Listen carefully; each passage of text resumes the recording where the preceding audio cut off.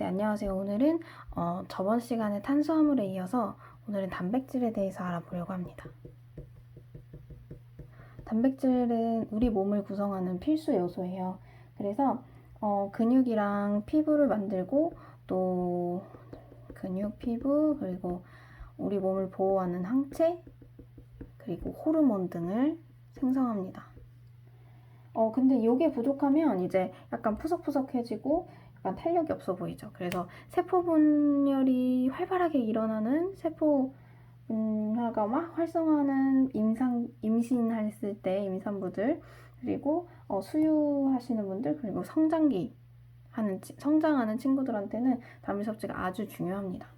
그러면 단백질은 우리 몸에서 어떤 역할을 할까요?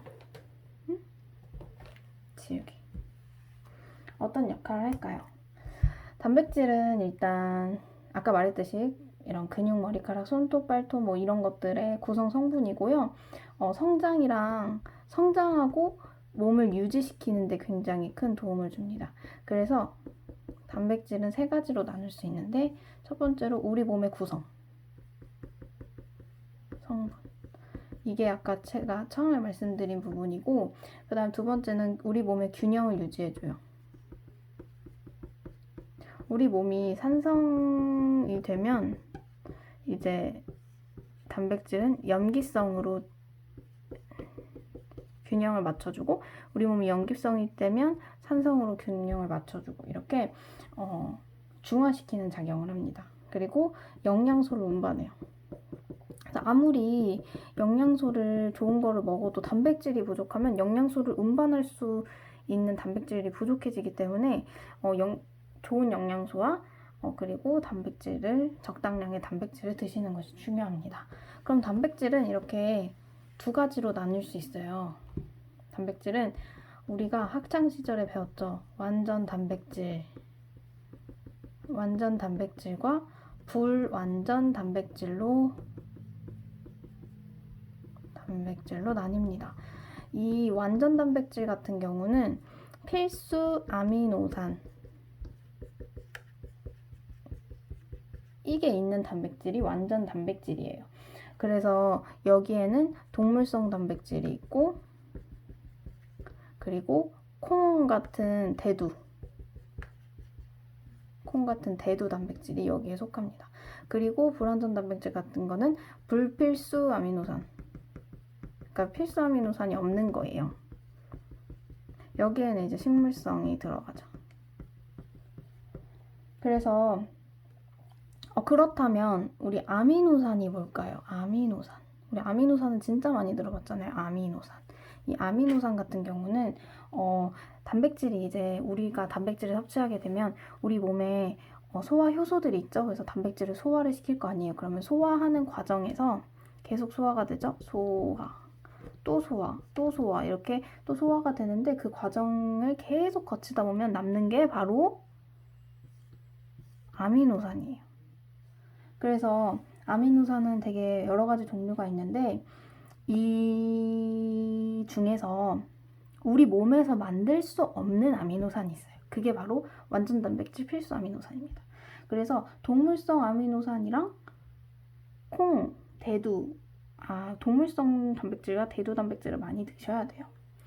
그래서 필수 아미노산은 9종류가 있는데, 이 9종류를 매우 섭취하는 게 가장 바람직해요. 그래서 이 필수 아미노산에 9가지 종류가 모두 골고루 들어가 있어야 완전한 필수 아미노산이라고 볼 수 있습니다.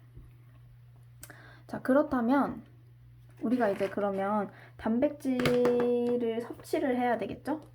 그러면은 어떻게 섭취를 해야 되냐라는 거죠.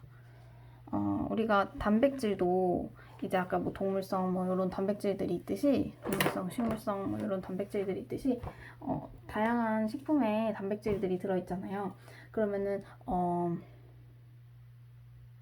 필수 아미노산을 보충하기 위해서 어떤 종류의 단백질을 섞어 먹으면 좋을까 하는 거죠. 일단 단백질에 많이 들어있는 식품은 우리가 알다시피 고기, 그리고 달걀, 그리고 우유, 그리고 두부, 콩 이런 데 굉장히 많이 들어있어요. 근데 이제 곡류 같은 경우도 단백질이 들어있거든요. 근데 이거는 우리가 알다시피 탄수화물이라고 알고 있잖아요. 단백질 함량이 그렇게 많진 않아요. 그래서 그래도 일상생활에서는 우리가 곡류를 충분히 섭취하고 있기 때문에 이 식물성 단백질을 섭취하기에는 곡류가 굉장히 좋다고 합니다. 그래서 함께 먹으면 좋은 단백질로는 일단 두부랑 쌀밥, 그리고 콩밥이랑 팥밥, 그리고 뭐 견과류랑 콩류가 들어간 샐러드, 그리고 나물이랑 쌀밥. 글씨가 너무 휘갈기죠? 뭐 이런 종류가 있습니다. 이렇게 같이 먹으면 완전 불완전 단백질을 충분히 섭취할 수 있다고 해요. 그렇다면 우리가 단백질을 이제 많이 먹어야 되는구나 이제 이런 걸 알았어요. 그러면 또 우리나라 사람들은 어때요? 좋구나 하면 엄청 먹어요. 근데 단백질도 적당량을 섭취하는 것이 중요합니다. 단백질을 많이 먹으면 어떻게 될까요? 우리가 단백질을 너무 많이 먹으면 일단 두 가지 상황이 벌어지는데요. 첫 번째는 신장에 무리가 가요. 신장에 무리가 갑니다. 단백질을 너무 많이 먹다 보면 소화를 하고 대사하는 과정에서 독성을 가진 노폐물이 나오는데 바로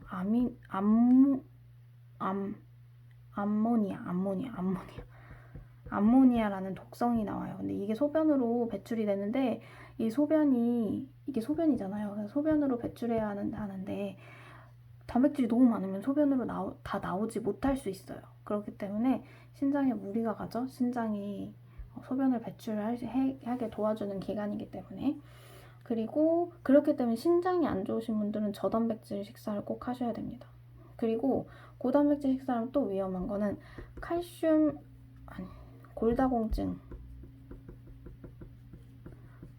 골다공증이 생겨요. 이게 칼슘을 많이 배설해요.